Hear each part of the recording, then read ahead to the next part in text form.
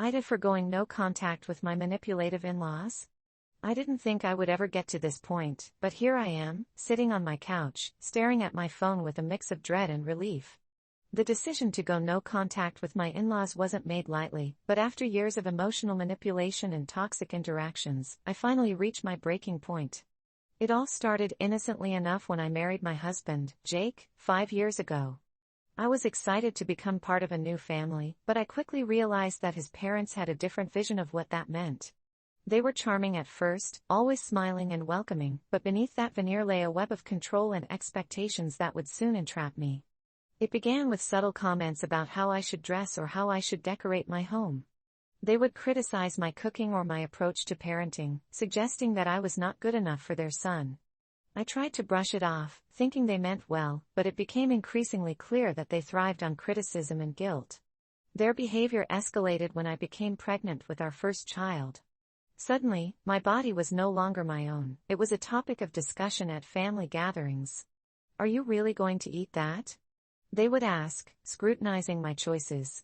"You should be more mindful of what you put into your body for the baby." I felt suffocated by their opinions, and every interaction felt like a test of my worthiness as a mother. The real tipping point came when our son was born.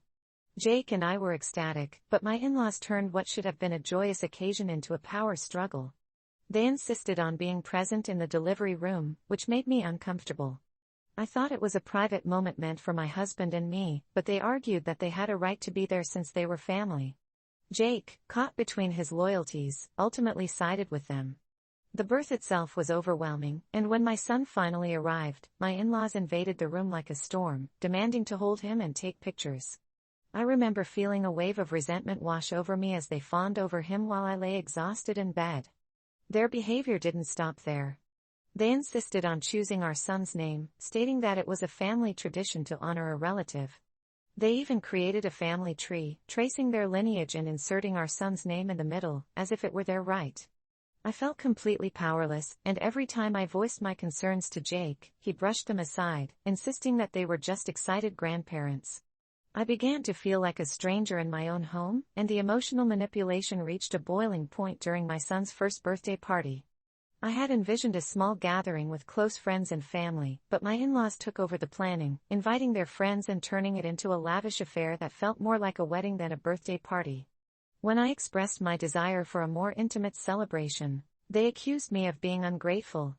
I felt trapped, and when the day finally arrived, I could barely enjoy it. I stood on the sidelines as they played host, taking charge of every aspect of the event while I struggled to keep my composure. After that day, I realized I couldn't continue living like this. I felt suffocated by their expectations and constantly judged by their standards. Jake didn't see the damage being done to our relationship, and every time I tried to explain my feelings, he dismissed my concerns, telling me I was overreacting. I knew I had to make a choice, and that's when I decided to go no contact with my in-laws. It wasn't an easy decision. I felt guilty for cutting them off, but I knew it was necessary for my mental health. I wrote a letter to them, explaining my feelings and the reasons for my decision. I expressed my love for Jake and our son but made it clear that their behavior was unacceptable. I sent the letter and braced myself for the fallout. When I told Jake what I had done, he was furious. He accused me of tearing our family apart and being selfish. "They're my parents. You can't just erase them from our lives," he yelled, and I felt the weight of his disappointment crashing down on me. I tried to explain my side, but he was too angry to listen. Days turned into weeks, and the silence was deafening. I felt a mix of relief and guilt, but I was finally able to breathe again. I focused on rebuilding my relationship with Jake, but the tension lingered. Eventually, Jake's parents began reaching out through texts and emails, trying to manipulate the situation further. They claimed to be devastated and heartbroken, pleading for a chance to talk. I ignored their messages, knowing that engaging with them would only drag me back into the toxicity I had fought so hard to escape. It was then that I realized how deeply ingrained their influence was in our lives. Jake began to withdraw, spending more time at his parents' house and less with me and our son. It felt like a betrayal, and I couldn't shake the feeling that he was choosing them over us. One evening, after another heated argument about my in-laws, Jake came home late. He reeked of alcohol and sadness, and I could see the weight of his guilt etched on his face. "I just don't understand how you could do this," he said, tears welling in his eyes. "They're my family."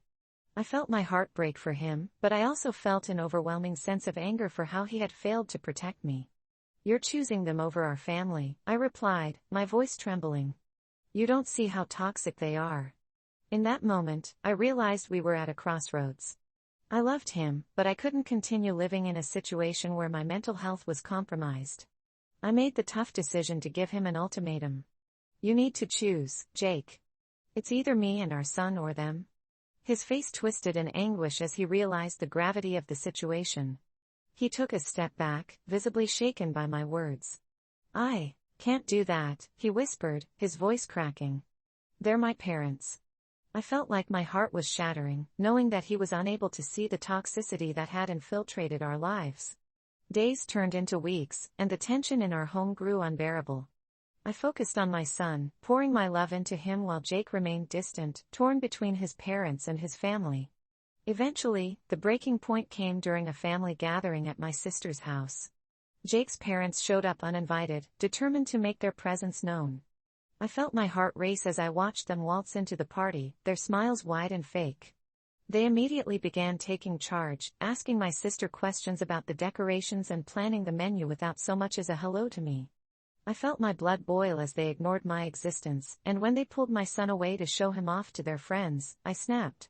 "Excuse me," I said, my voice trembling with anger. "Can you please give me back my son?" The room fell silent, and all eyes turned to me. Jake's parents looked shocked, their smiles fading as they processed my words. "He's not your prop to show off," I continued, my voice rising. "He's my son." The tension was palpable as my sister tried to defuse the situation, but I felt a rush of liberation. I was no longer the silent victim, I was reclaiming my voice. Jake stepped in, his expression a mix of anger and embarrassment. "What are you doing?" he hissed. "This isn't the time or place." "No, Jake. This is exactly the time," I replied, my heart racing.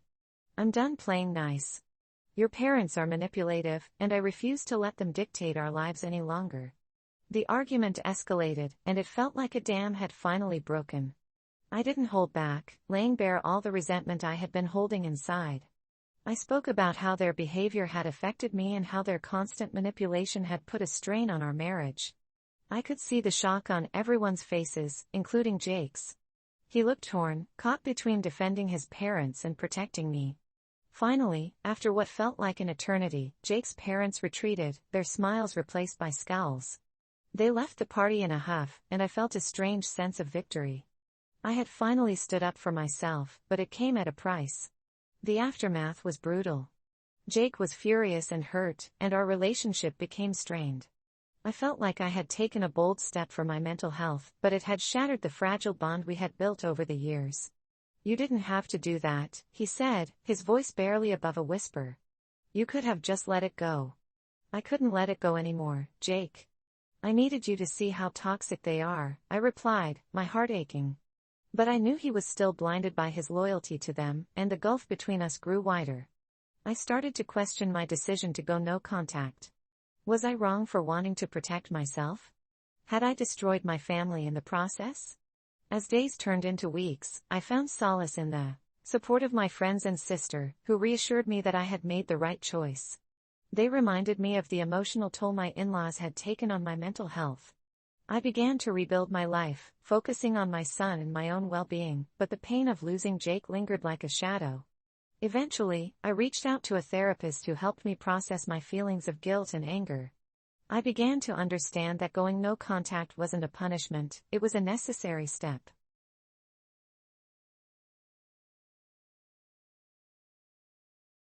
Aita for not paying for my siblings' wedding when I wasn't invited? I always thought family was everything. Growing up with my older sister Sarah, we were as close as siblings could be. We shared secrets, dreams, and even our clothes. But as we got older, things began to change. Sarah became the golden child, the one everyone praised for her accomplishments and beauty. I, on the other hand, struggled to find my footing. While I was still trying to figure out what I wanted to do with my life, Sarah was effortlessly excelling in her career and getting engaged to a successful businessman named Mike. Their wedding was the talk of the family, and I was happy for her. Or at least I thought I was. A few months before the wedding, I started to sense something was off. My family was buzzing with excitement, discussing the lavish details of the ceremony. There were extravagant venues, fancy invitations, and a guest list that felt like a who's who of society. As the date approached, I noticed that I hadn't received an invitation. At first, I brushed it off, thinking it was an oversight. But as the days turned into weeks, I couldn't shake the feeling that I was being left out. I decided to confront Sarah. "Hey, did you send out the wedding invitations yet?" I asked one evening, trying to keep my tone light. She glanced at me, her expression shifting slightly. "Oh, yeah, I sent them out a while ago. You should have received yours by now." My heart sank. "I didn't get one," I said, forcing a smile. "Oh, that's strange," she replied, her voice a bit too casual. "Maybe it got lost in the mail?" I could see the flicker of guilt in her eyes, but it quickly vanished. "Don't worry. I'll send you the details." It felt like a feeble attempt to smooth things over, and deep down, I knew I wouldn't be getting a real invitation. I tried to convince myself that it didn't matter, that I was happy for her. But as the wedding date approached, it became increasingly difficult to pretend. On the day of the wedding, I scrolled through social media, watching as pictures flooded in from family and friends. The venue was stunning, the decor was beautiful, and everyone looked so happy. My heart ached as I saw the smiling faces of family members celebrating, the ones I had grown up with. I felt like a ghost, hovering on the outskirts of my own family's joy. That night, I sat alone in my apartment, scrolling through endless photos of the wedding. I felt an overwhelming sense of betrayal. How could my sister do this? I had always supported her, celebrated her achievements, and now I was being left out of one of the most important days of her life. In my frustration, I decided to vent to my friends. "Can you believe Sarah didn't invite me to her wedding?" I said during dinner with my closest friends. "I mean, we grew up together. I always thought we were close." They listened patiently as I poured out my feelings, validating my hurt. "You're not obligated to pay for her wedding if you weren't invited," one friend said. "It's not fair that she expects you to contribute when she clearly doesn't value your presence." As the conversation unfolded, I started to wonder if they were right. If I wasn't invited to the wedding, did I have to help pay for it? The next day, I received a message from my parents. They were asking me to contribute to the wedding costs. My heart dropped. How could they expect me to pay for something I wasn't even part of? I decided to respond honestly. "I'm really sorry, but I don't think it's fair for me to contribute to something I wasn't invited to." My parents were not pleased. They argued that family is about supporting one another, and this was a significant life event. I felt trapped, torn between loyalty to my family and my own feelings of exclusion. In that moment, I made a decision. I would not pay for the wedding. I stood my ground, even as my family pushed back, insisting that I was being selfish. As the wedding day passed, I felt a strange mix of relief and guilt. I knew I had made the right choice for myself, but part of me still longed for a connection with my sister. Weeks passed, and I watched as Sarah and Mike settled into their newlywed life, posting pictures of their honeymoon and adventures. My heart ached with envy and hurt. I couldn't shake the feeling that I had lost something irreplaceable. One day, I received a call from Sarah. "Can we talk?" she asked, her tone surprisingly serious. "I want to know why you didn't contribute to the wedding." I felt a wave of anger and sadness crash over me. "Because I wasn't invited," I snapped. "You made it clear I wasn't important enough to be there, so why should I pay?" There was a long silence on the other end of the line. "I didn't think you would want to come," she finally admitted. "I thought it might be too much for you." My heart sank. "Too much? You mean the idea of watching my own sister marry someone I've never met?" I was hurt, Sarah. "You left me out of something so important." "I didn't mean to hurt you," she said, her voice trembling. "I just didn't want to put you in an uncomfortable position." Her words stung, but I could hear the remorse in her voice. "I wanted to keep the wedding small and intimate," she continued. "I didn't realize how much it would hurt you." In that moment, I felt a flicker of hope. Maybe we could salvage our relationship. "I wish you had talked to me about it," I said softly. "I would have loved to support you. But not like this." We talked for hours, both of us crying and trying to understand each other's perspectives. By the end of the conversation, I felt a glimmer of healing, but I knew it would take time. A few weeks later, I received a handwritten letter from Sarah. In it, she apologized for her choices and how they affected me. She expressed her love and desire to reconnect, inviting me over for a dinner to talk things through. I felt a rush of emotions as I read her words. I knew it wouldn't be easy, but I agreed to meet. That evening, as we sat together, the tension slowly melted away. We talked openly, sharing our feelings and frustrations. I realized that we both had to adjust to the new dynamics of our relationship, especially with her now being married. In the weeks that followed, we rebuilt our bond. It wasn't perfect, and we still had moments of tension, but we were learning to communicate better. I started to see a new side of Sarah, one that was more empathetic and understanding. I realized that while we had lost something during the wedding, we were gaining something deeper. Our relationship began to heal, and I learned that it was okay to stand up for myself. I also discovered that family dynamics can change, but love and communication can bridge those gaps. I felt grateful for the chance to rebuild our relationship and create new memories together.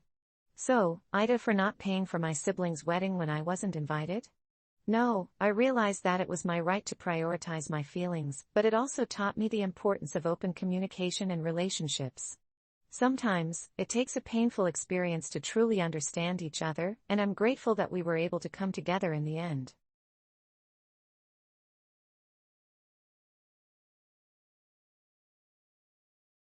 Aita for refusing to babysit for my rich sister without payment.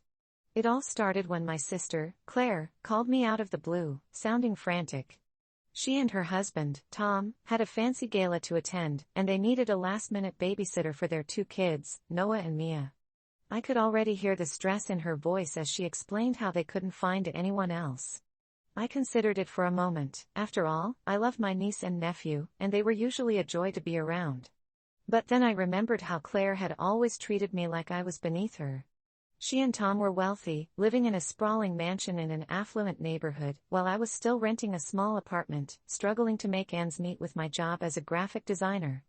They often flaunted their lifestyle, posting on social media about their extravagant vacations and designer clothes, while I had to watch my budget carefully. I hesitated, but the thought of my sister's desperation tugged at my heartstrings. I agreed to babysit, but I made it clear that I expected some form of compensation. Claire, I'll help you out, but I think it's fair if you pay me something for the evening. You know how busy I am, I said, trying to keep my tone light. There was a pause on the line, and then she let out a huff of frustration. Really? You're going to make this about money? I thought we were family, she exclaimed, her voice dripping with disdain. I felt a knot tighten in my stomach. It's not about that. I just think it's fair, especially since you guys can afford it, Claire sighed, and I could almost see her rolling her eyes. Fine, I'll give you $100. Just be here by 6, she said reluctantly. I agreed, and as the day approached, I couldn't shake the feeling of unease. On the evening of the gala, I arrived at Claire's house, and it was even more extravagant than I remembered. The kids were already in their pajamas, and Claire was frantically trying to finish getting ready. Thanks for coming on such short notice, she said, shoving a $100 bill into my hand without making eye contact. I smiled and took it, trying not to think about how awkward this situation felt. No problem, I'm happy to help. The night went surprisingly well. Noah and Mia were excited to see me, and we spent the evening playing games and watching cartoons. But as the night wore on, I found myself reflecting on the disparity between our lives. The kids were adorable, but I felt a twinge of resentment as I remembered the times Claire had belittled my financial situation. By the time Tom and Claire returned home, I was exhausted but felt proud of the evening we had spent together. I expected them to thank me, but when they walked in, Claire's first words were about how much fun they had at the gala. Did the kids behave? She asked, barely glancing my way. Yeah, they were great, I replied, a bit deflated. I really enjoyed spending time with them. Claire waved her hand dismissively, still focused on Tom as they recounted their evening. I felt invisible, my presence hardly acknowledged. After a few minutes, they finally turned their attention back to me, and I decided it was time to address the payment. So, about that $100, I started, but Claire interrupted me. Oh, right, here you go, she said, pulling out a crumpled bill from her purse. Thanks for taking care of them. I felt a rush of irritation as I took the money. I really appreciate it, but I was hoping for a little more. This was a long night. Claire's expression shifted. You're seriously going to ask for more money? I thought we were family. You should be grateful I even offered you anything. My heart raced as I tried to stay calm. I just think it's fair to value my time and effort. I could have spent my evening working on my projects. The tension in the room thickened, and Tom chimed in, his voice defensive. You knew what you were getting into. You should be thankful for the opportunity to spend time with your niece and nephew. It's not like we asked you to babysit every week. I felt the heat rising in my cheeks, their judgment weighing down on me. I am grateful, but it's a job nonetheless. Just because you have money doesn't mean you can undervalue my time, I shot back, my frustration bubbling over. Claire crossed her arms, a look of disdain plastered across her face. Maybe if you weren't so obsessed with money, you'd appreciate what family means, she retorted. You know, not everything is about financial compensation. Some things should come from the heart. I took a deep breath, trying to maintain my composure. I understand that, but I also work hard for my money. I can't just drop everything whenever you ask me to, and I think it's reasonable to expect to be compensated for my time. Claire scoffed, and the tension grew thicker. So you're telling me that you're willing to let money ruin your relationship with your family? I felt my stomach drop. It's not about ruining relationships, Claire. It's about recognizing that my time is valuable too. She opened her mouth to respond, but I cut her off. If you want me to babysit again, we need to discuss payment first. It's that simple. The silence that followed was heavy, filled with the weight of unspoken resentment. Whatever. If you're going to be this way, I don't need your help, Claire finally said, her voice cold. I can find someone else who isn't so focused on money. Good luck finding someone who cares about your kids as much as I do, I shot back, my voice sharper than intended. I stormed out of the house, feeling a mix of anger and disappointment. The drive home was a blur, and I couldn't shake the feeling that I had let my sister's wealth and privilege get under my skin. As days turned into weeks, I struggled with the fallout. I didn't hear from Claire, and I felt torn. Was I wrong for wanting to be paid? A few weeks later, I found myself scrolling through social media, only to stumble upon a post from Claire. It was a picture of her family at a lavish vacation, captioned with how blessed they were to have each other. The comments were filled with praises about how wonderful they were. I felt a sharp pang of jealousy but also a tinge of relief that I had stood my ground. I spent the night thinking about my relationship with my sister. Should I reach out and apologize, or should I stick to my guns? I confided in a friend who suggested I let the dust settle. Family dynamics are complicated. Sometimes giving them space is the best thing, she said, and I took her advice. Weeks passed, and eventually, I received a text from Claire. Can we talk? It read, and I felt a rush of anxiety. I agreed to meet her for coffee, and as I sat across from her at the cafe, I couldn't help but notice how different she looked. There was a tension in her posture that hadn't been there before. I'm sorry about how things went down, she started, her voice softer than I expected. I didn't mean to make it sound like I didn't appreciate your help. I felt a glimmer of hope. Thank you.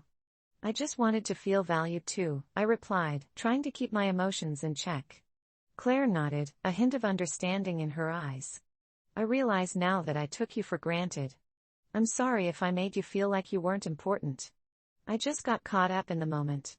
We spent the next hour discussing everything from family to finances, and I felt a weight lift off my shoulders. Claire admitted that her wealth sometimes created barriers between us, and I shared how it had made me feel small and undervalued. By the end of our conversation, we had reached an understanding. I'd still love for you to babysit when I need help, and I promise to pay you what's fair, she said, a genuine smile spreading across her face. And I'll make sure to respect your time more. I smiled back, feeling lighter. I'd like that. As I left the cafe, I realized that standing up for myself had created an opportunity for growth in our relationship. It wasn't just about the money anymore, it was about respect and understanding. Aita for refusing to babysit without payment? Maybe I was a little, but sometimes, standing my ground had brought us closer together. Entitled Mom Demands I Give Her My Wedding Dress, Sparks Fly. It all started with my wedding dress. It was a beautiful, flowing gown that I had dreamed of since I was a little girl, and now it was finally mine, hanging in my closet, ready for the big day. My fiancé, Jake, and I were set to get married in just a few weeks, and I was both excited and nervous. We had planned a small, intimate ceremony with close family and friends, a reflection of our personalities. However, the tranquility of my wedding preparations was shattered the day my future mother-in-law, Linda, invited me over for coffee. I walked into her house, full of excitement and trepidation, and found her sitting at the kitchen table with a big smile on her face. "I'm so glad you could come, sweetie," she exclaimed, her voice cheerful. We chatted about wedding plans and decorations, but then she dropped a bombshell. "You know, I've been thinking about my daughter-in-law's dress," she began, her tone suddenly shifting. "I'm sure you know how important it is for her to look stunning on her special day, too." I nodded, confused. Linda had a daughter, Emily, who was getting married the following year. I had assumed she wanted to help me with ideas or plans for her wedding, but I had no idea where this was going. "I've been looking at some dresses for her, but nothing seems to compare to yours," she continued, her eyes gleaming with an idea. "I was wondering if you would consider letting Emily borrow your dress for her wedding." I stared at her, shocked. I'm sorry, but this dress means a lot to me. I've been dreaming about it for years, and it's custom made for my body. I can't just let someone else wear it." Linda's smile faltered, and her expression morphed into something more demanding. "But it would mean so much to her. She deserves to have the perfect dress just like you do. And let's be honest, it's not like you'll need it after your wedding, right?" My heart raced. "I mean, yes, I won't wear it again, but that doesn't mean I want to hand it over to someone else. It's special to me." Linda leaned closer, lowering her voice as if we were sharing a secret. "You don't understand how much this means to our family. This is about keeping traditions alive, and wearing family dresses is part of that. I thought you'd be more understanding." My stomach churned at the thought of being coerced into giving away something so precious. "I get that traditions are important, but I still want to keep my dress. This is my wedding, and I deserve to have my moment." Linda's demeanor shifted, and I could see anger flicker behind her eyes. "How selfish of you. You're thinking only about yourself. Don't you want to make Emily happy? She looks up to you, you know." I felt my cheeks burn with frustration. "I'm sorry, but this isn't about being selfish. I just can't give my wedding dress to someone else. That's not how this works." Linda huffed, crossing her arms. "I guess you don't care about family, then. You're just thinking about your own desires. I thought you were better than this." I was taken aback by her words. My heart raced as I stood my ground. I care about my family, but I also care about my feelings and my wedding. This dress is a huge part of my day. She rolled her eyes, clearly unwilling to listen to my perspective. "You'll regret this decision.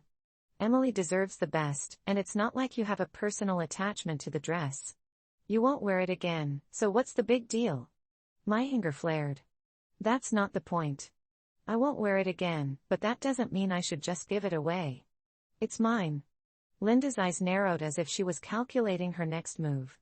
"If you won't let her wear it, I'll just have to make a point to tell Jake how unsupportive you're being.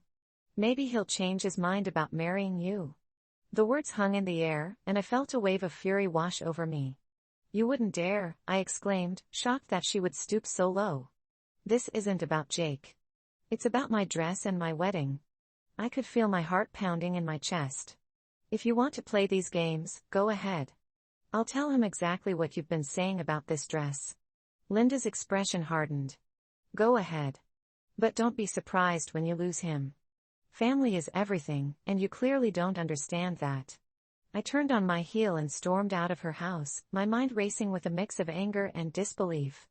I couldn't believe she had the audacity to demand my wedding dress, to turn it into a family obligation. I drove home in a daze, wondering if I had crossed a line by standing up for myself. When I got home, I found Jake lounging on the couch, completely oblivious to the turmoil I had just experienced. I flopped down next to him, my heart still racing. "Hey, how was your day?" he asked casually. "You wouldn't believe what just happened," I said, my voice shaking with frustration. I recounted the whole story about Linda and her outrageous request, and to my surprise, Jake's expression shifted from casual to serious. That's ridiculous. Your dress is yours, and no one should demand it from you, especially not my mom. I felt a wave of relief wash over me as he spoke. I know. It feels like she's trying to manipulate me into giving it up. Jake frowned, his brow furrowing. You should talk to her. Set some boundaries.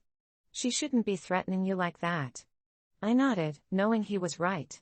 But part of me was terrified of what would happen next. I took a deep breath and resolved to confront Linda again, this time with Jake by my side. A few days later, we decided to invite her over for dinner. I was a bundle of nerves, pacing around the kitchen as I prepared the meal. When she arrived, the tension in the air was palpable. Hi, Linda, I greeted her, forcing a smile. Thanks for coming over. She entered with an air of confidence, a smile plastered on her face, as if everything was normal. Of course. I hope you've changed your mind about the dress, she said sweetly. I just know how much Emily would love it. Jake shot me a look of support as we sat down to dinner. I took a deep breath, ready to address the elephant in the room. Actually, Linda, we need to talk about the dress again, I said firmly. Her smile faltered, and I could see the tension in her shoulders. Oh. I thought we were past that. We're not, I replied, keeping my voice steady.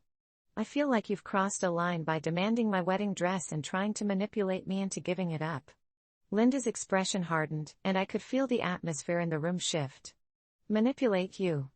I was only trying to help my daughter. It's a family tradition. A tradition shouldn't come at the cost of someone else's happiness. This is my wedding dress, and I won't be giving it away. I love it, and it means a lot to me. Jake chimed in, his voice strong. Mom, this is about respect. You can't just demand things from her because you think it's for the family. Linda's face flushed with anger, and I could see the frustration boiling over. You both are being unreasonable. It's just a dress. I felt a spark of anger rise in me. It's not just a dress. It's a symbol of my love for Jake and the commitment we're making.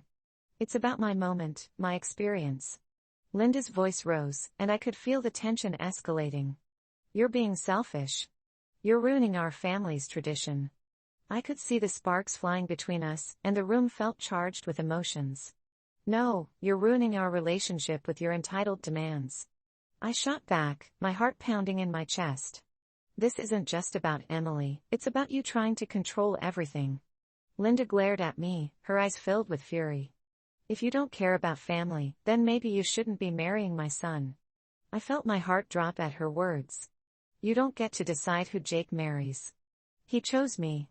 The tension reached a boiling point, and I could feel the air crackling around us. This conversation is over, Linda shouted, standing up abruptly. I won't be a part of this nonsense. With that, she stormed out of our house, leaving Jake and me in stunned silence. I felt a mix of anger and relief wash over me as I processed what had just happened. Are you okay? Jake asked, his eyes searching mine. I nodded, feeling empowered. I am. I stood my ground, and I won't let her control me. Jake wrapped his arms around me, and I felt a sense of calm settle in. I'm proud of you for speaking up, he said softly. You deserve to have your day and your dress. In the weeks leading up to the wedding, Linda didn't reach out, and I wasn't surprised. I knew I had made my stand, and I felt good about it. The wedding day arrived, and as I slipped into my dress, I couldn't help but feel beautiful and entitled. Neighbor demands I remove my fence so her kids can play. It all started on a seemingly ordinary morning when I was enjoying my coffee on the patio, basking in the early sun. I had recently moved into this quiet neighborhood, seeking peace after years of city life, and I felt grateful for my new home and the little sanctuary I had created in my backyard. My fence was my pride and joy, a modest wooden structure that not only defined my property but also provided a sense of privacy and security. But little did I know that my peaceful morning would soon turn into a chaotic nightmare. That day, as I sipped my coffee, I noticed my neighbor, Karen, standing on her side of the fence with her 2 young children. They were peering over, watching me curiously, and I waved, hoping to make a good first impression. But instead of a friendly greeting, Karen stormed over, her expression tight with irritation. "You need to remove that fence," she said bluntly, her voice rising. I blinked in confusion, unsure if I had heard her correctly. "Excuse me?" I replied, setting my cup down. "My kids can't play in the yard because your fence is in the way. We want to have fun without feeling like we're in a prison." Her tone was demanding, as if my fence was an affront to her and her children's happiness. I was taken aback, trying to process her outrageous request. "Karen, this is my property, and the fence is legal and well within my rights to have." But she wasn't having it. She insisted I was being selfish and that all the other neighbors were in on her side of the fence. I had only met a few of them, and it seemed odd that they would all support her ridiculous claim. I tried to explain that I had built the fence for privacy and to protect my garden, which I had spent months cultivating. But Karen didn't want to hear it. She became increasingly aggressive, raising her voice and gesturing toward her kids, who were now staring wide-eyed at the commotion. "You can't keep my kids from playing outside. This is a neighborhood, not a fortress." I felt my blood boil.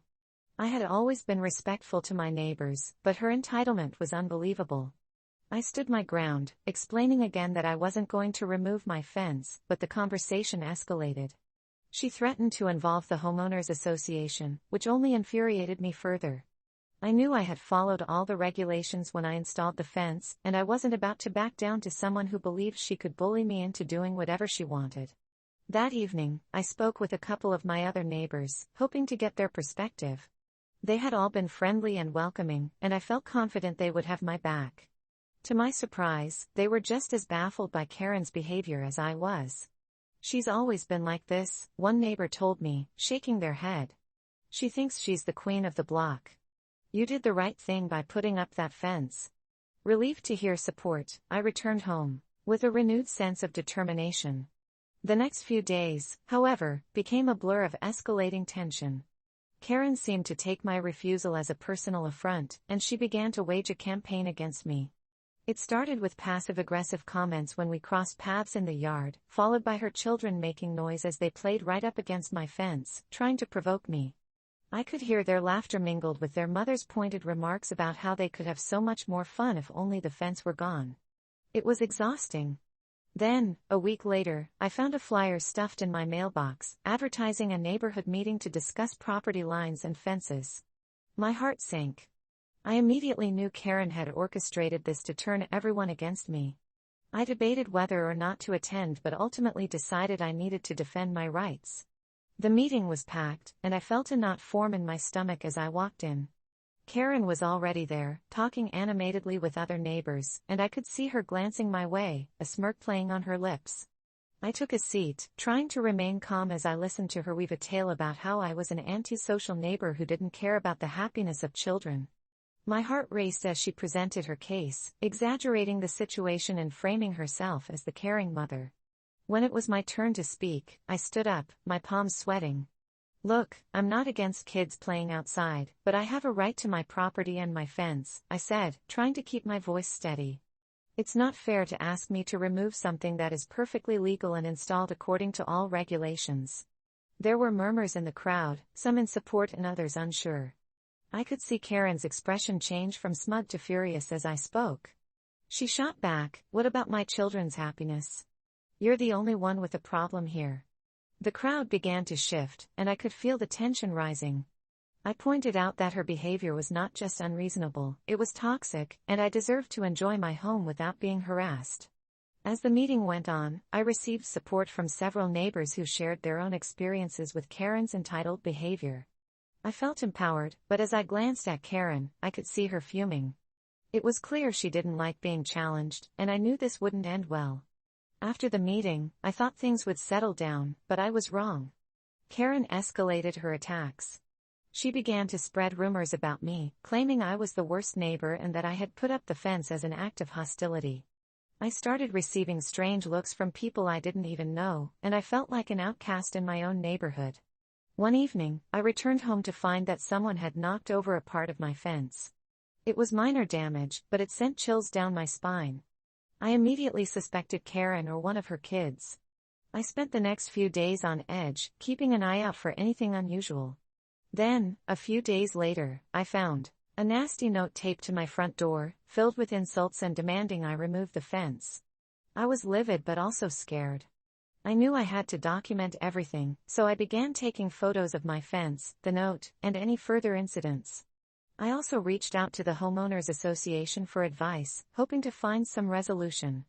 They suggested I file a formal complaint against Karen for harassment, which I was hesitant to do but ultimately decided to pursue. I gathered my evidence, wrote a detailed account of the events, and submitted everything to the association. A few days later, I received a call from the HO president, who informed me that they had reviewed my case and would be addressing the matter with Karen directly. I felt a sense of relief wash over me, but I also knew this could lead to a confrontation. That evening, Karen knocked on my door. I could see the fury in her eyes, and my heart raced as I opened it. "What did you tell them?" she demanded, her voice a low growl. I stood my ground, refusing to back down. "I told them the truth about your harassment." She scoffed, stepping closer. "You're going to regret this. I'll make sure everyone knows what a terrible person you are." I closed the door firmly, heart pounding, knowing I had crossed a line but feeling a surge of determination. The next few days were tense, and I noticed more neighbors seemed to be taking my side, whispering supportively when they thought I couldn't hear. It felt good, but I also knew that the battle was far from over. The HO met with Karen, and I soon learned that she had been warned about her behavior.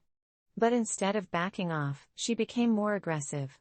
One afternoon, as I was working in my garden, I saw her standing by my fence, yelling at her kids to have fun anyway and not let her stop you. It was infuriating. I couldn't believe she was encouraging them to disrespect my boundaries. I felt the anger boiling inside me, and I decided it was time to take action. I called the police to report her harassment, and when the officer arrived, I explained the situation. They took my complaint seriously and assured me they would speak with her. After that visit, I finally felt some sense of relief. But Karen didn't take it lying down. She ramped up her harassment, now attempting to turn the entire neighborhood against me. She organized a block party and spread rumors that I was an unwelcoming neighbor. I was furious, but I refused to let her intimidate me. I decided to confront her at the block party, to set the record straight. When I arrived, I felt nervous but determined. I walked up to her, and the atmosphere immediately shifted. "Karen, I need to talk to you," I said firmly. She smirked, clearly enjoying the attention. "What? Are you going to whine about your precious fence again?" The crowd hushed, and I knew I had to speak up. "No, I'm here to clear the air. I don't want to be the villain in your story. I have a right to my property, and I refuse to let you bully me into removing my fence." I could see a few nods of support from neighbors, but Karen was undeterred. "You're just making things worse for yourself," she shot back. "I've been a good neighbor, and you're ruining this community." But I wasn't going to let her spin the narrative anymore. I continued, "This isn't about community, it's about respect. You can't demand I change my life for your convenience." The crowd was now fully engaged, and I found out my partner had a secret family. What should I do? I had always believed that my partner, Ethan, was the epitome of love and devotion. Our relationship was built on trust, or so I thought. We had been together for 3 years, and every day felt like a new adventure. We laughed together, supported each other through tough times, and shared dreams of a future filled with happiness. But one fateful evening, everything changed. It was a Friday night, and I was looking forward to a cozy night in. I had just come home from work, exhausted but excited to spend time with Ethan. As I walked into the living room, I noticed something odd, a small envelope sitting on the coffee table. It was addressed to Ethan, but I didn't recall seeing it before. My heart raced with curiosity, and against my better judgment, I opened it. Inside was a small card that read, "Can't wait to see you again. Love, A." My blood ran cold. I felt my stomach twist into knots as I tried to process what I had just read. Who was A? And why were they writing to Ethan in such an intimate way? I tried to shake off the unease and confront him about it. "Ethan, can we talk?" I called out, trying to keep my voice steady. He walked in with a smile, but that smile quickly faded when he saw the look on my face. "What's wrong?" he asked, concern etched on his features. I held up the card, and his expression shifted. "Where did you find that?" he asked, his voice suddenly tense. It was on the coffee table. Who is A? I demanded, my heart racing as I awaited his answer. It's nothing. Just an old friend, he replied, but there was a tremor in his voice that made my skin crawl. An old friend? You don't just receive love notes from old friends, Ethan. This is something more. I could feel my heart pounding in my chest. I watched as his eyes darted away from mine, avoiding the truth. Please, just drop it, he pleaded. It's not what you think. But how could I drop it? Something was clearly off, and the gnawing feeling in my gut urged me to dig deeper. As the evening wore on, I found myself unable to concentrate. I felt like I was living in a nightmare. How could the person I trusted the most be hiding something so significant? The thoughts swirled in my head, and before I knew it, I was determined to find out the truth. The next day, I decided to do some detective work. I knew I had to find out who A was, so I spent hours on social media, searching for any clue. I combed through Ethan's friends, searching for anyone with an initial A. I finally stumbled upon a woman named Alice. Her profile was filled with photos of her and Ethan together, laughing and embracing like they were a couple. The walls around me felt like they were closing in.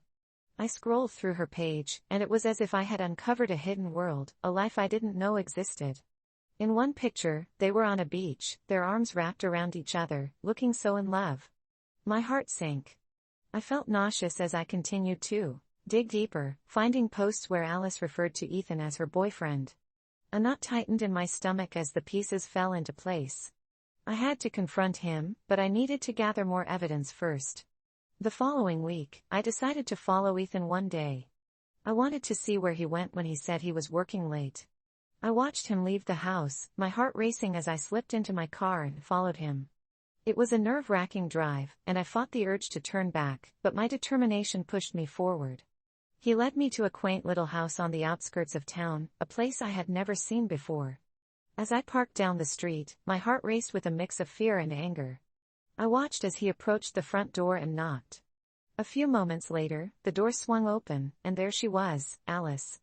My heart shattered as I watched them embrace, their chemistry undeniable. I felt like I was living in a twisted nightmare. I couldn't believe this was happening. I had given Ethan my heart, my trust, and he was giving it to someone else. I fought back tears, my mind racing with thoughts of betrayal and heartbreak. I was about to confront him right then and there when I saw something that made my blood run cold: children. 2 little kids ran out of the house, squealing with delight as they rushed into Ethan's arms. My heart sank as I realized he had a family, something he had kept hidden from me for who knows how long. I felt like I was suffocating, my chest tightening as the reality of the situation hit me like a ton of bricks. How could he do this to me? My mind raced with questions. Was I just a fling? Did he ever truly love me? The weight of betrayal crushed me as I watched the scene unfold in front of me. My entire world was crumbling, and I felt utterly helpless. I waited until they went inside before I finally drove home, tears streaming down my face. The betrayal felt like a wound that would never heal. For days, I struggled with what to do. Part of me wanted to confront Ethan, to demand answers and to expose him for what he was, a liar and a cheat. But another part of me was terrified. What if he denied everything? What if he twisted the story to make me look like the villain? I needed to gather my thoughts, to find a way to confront him without losing control. Finally, I decided to sit him down and lay it all out.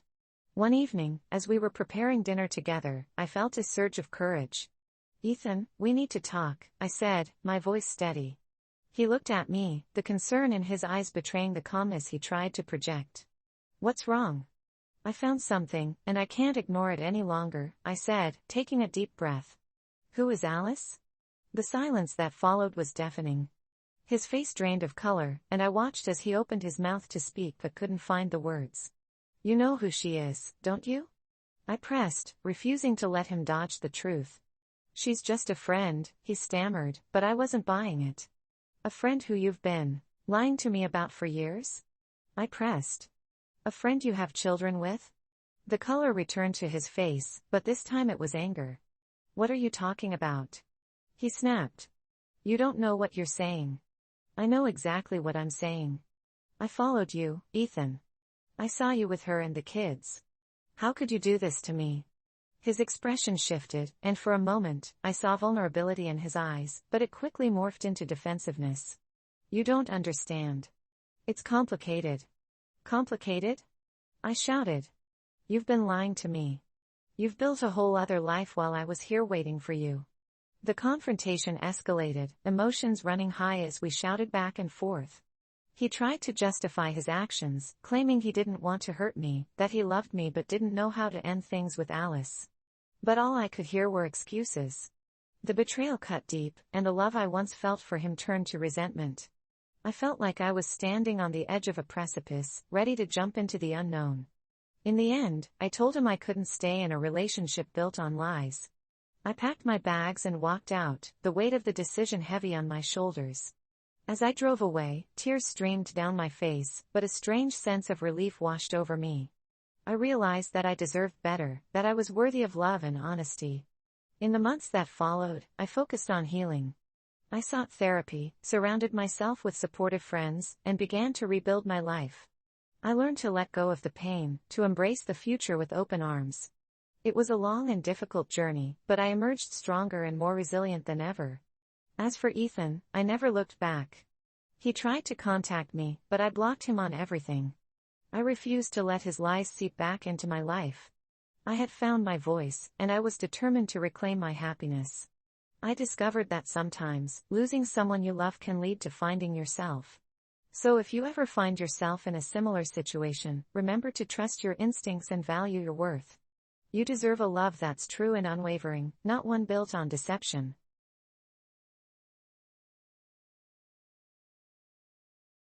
My friend's partner made a pass at me. Should I tell them? It all started on a seemingly normal Saturday evening, when my friend Mia invited me over for a small get-together. Mia and I had been best friends since childhood, navigating the ups and downs of life together. She had recently started dating a guy named Tom, who seemed charming and funny at first. I hadn't known him for long, but he quickly integrated himself into our friend group, and I wanted to be supportive. As the night unfolded, laughter filled the room. Mia and Tom were cozy on the couch, and the rest of us were enjoying snacks and drinks. Everything felt light and fun, but something shifted when the two of them stepped outside for a moment, leaving me alone in the living room with Tom's friend, Mark. Mark had always been friendly, but there was a tension in the air that night. After a couple of drinks, he leaned in closer to me, his breath warm against my ear as he whispered, "You know, I've always thought you were really attractive." My heart raced, unsure how to respond. I chuckled awkwardly, brushing it off as a drunken compliment. But as the night went on, Mark's comments became bolder. "You'd be a lot more fun to hang out with than Mia," he said, flashing a grin that made my skin crawl. I tried to laugh it off, but I felt a knot forming in my stomach. When Mia returned, I desperately wanted to confide in her, but I hesitated. What if she didn't believe me? What if it ruined their relationship? As the evening progressed, I kept a close eye on Mark, who continued to make subtle advances. He touched my arm lightly when he spoke, and at one point, he even leaned in to kiss my cheek, his lips lingering a bit too long. I felt frozen in that moment, torn between loyalty to my friend and the unsettling realization that I was being pursued by her partner's friend. I spent the rest of the evening trying to act normal, but I could feel the weight of Mark's gaze on me. Every time I caught his eye, my heart would race, and I could feel my palms sweat. I wanted to leave but didn't want to hurt Mia's feelings or cause a scene. As the night drew to a close, I finally mustered the courage to confront Mark. "You should really stop flirting with me," I said firmly, my voice shaking slightly. He laughed it off, acting as if I was overreacting, which only made me more uneasy. After everyone had left, I stayed behind to help Mia clean up. As we sorted through empty bottles and plates, I felt a wave of guilt wash over me. Should I tell her what had happened? I imagined how she might react. Would she think I was lying or just trying to stir up drama? Mia and I had always promised to be honest with each other, but this felt different. I had never wanted to come between her and someone she cared about, especially not for something like this. That night, I hardly slept. I tossed and turned, replaying every moment in my head, questioning if I should reach out to Mia or keep my mouth shut. The next few days dragged on as I grappled with the situation. I started distancing myself from Mark, avoiding gatherings where he might be present. But each time I saw Mia, I felt the guilt creep back in. Finally, after a week of internal turmoil, I decided to confide in my best friend. We met at our favorite cafe, and I felt a mix of dread and relief as I sat across from her. I hesitated, unsure of how to start. "Mia, can we talk about something?" I said, my voice trembling slightly. She looked at me curiously, sensing my unease. "Of course, what's wrong?" I took a deep breath, feeling the weight of my words. "It's about Tom's friend, Mark." Mia's expression shifted slightly, her eyes narrowing. "What about him?" I recounted everything that had happened that night, the compliments, the lingering touches, the way I felt uncomfortable. As I spoke, I watched her face transform from confusion to disbelief. "Are you serious? He did that?" she asked, her voice rising slightly. I nodded, tears welling in my eyes. "I didn't want to tell you because I didn't want to cause problems, but I can't keep it to myself anymore." Mia's hands trembled as she processed what I was saying. "I can't believe this," she said, shaking her head. "I thought he was different." I felt a mix of relief and fear wash over me. Relief that I had finally told her, but fear of how she would react. Would she confront Mark? Would it damage their relationship? "What should I do?" I asked, my voice barely above a whisper. Mia looked determined. "You deserve to feel safe around my boyfriend's friends, and I'm going to talk to him about this." My heart sank a little, knowing that it could create tension between them. "Are you sure?" I asked hesitantly. "I don't want to cause drama." "This isn't drama," she replied fiercely. "This is about respect. I can't let someone treat my friends like that." I felt a rush of gratitude for her support, but deep down, I feared how Tom might react. Mia promised to have a conversation with him that evening. I left the cafe feeling a strange mix of hope and dread. That night, I received a text from Mia. "I talked to Tom. He's going to confront Mark. I'll let you know what happens." I felt a weight lift off my shoulders, but a gnawing anxiety settled in its place. Would Mark deny it? Would he retaliate against me for saying something? I spent the night anxiously awaiting her update, wondering how it would all play out. The next day, Mia called me, her voice shaky. "Hey, can we meet up again? I need to talk to you." My heart raced as I agreed, fearing the worst. When I arrived, I could see she had been crying. "What happened?" I asked, panic rising in my chest. "Tom confronted Mark, and it didn't go well," she admitted, wiping her eyes. "Mark denied everything and accused me of being jealous. He said I was just trying to break them up." I felt a surge of anger for her, knowing how unfair it was. "That's ridiculous.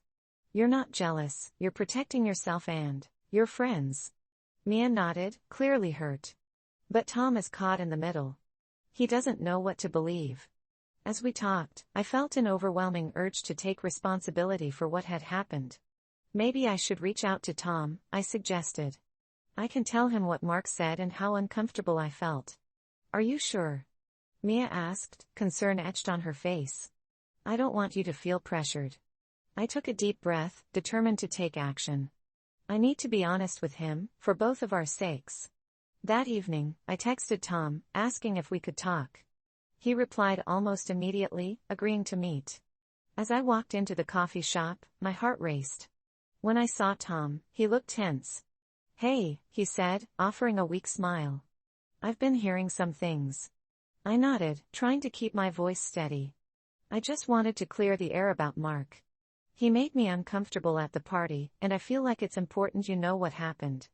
As I recounted my experience, Tom's expression shifted from confusion to disbelief. "I can't believe he did that," he said, shaking his head. "I'm sorry you had to go through this." I felt a mix of relief and anxiety as we talked. Tom listened, validating my feelings and expressing anger towards Mark's behavior. "I'll talk to him again," he said, determination in his voice. I left feeling hopeful that we were on the same page, but I still feared the fallout.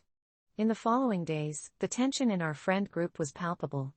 Mark tried to brush off what happened, acting as if it were a joke, but it was clear that trust had been broken.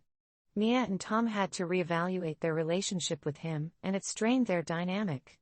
As the weeks went by, I learned how difficult it can be to navigate friendships and relationships when lines get blurred.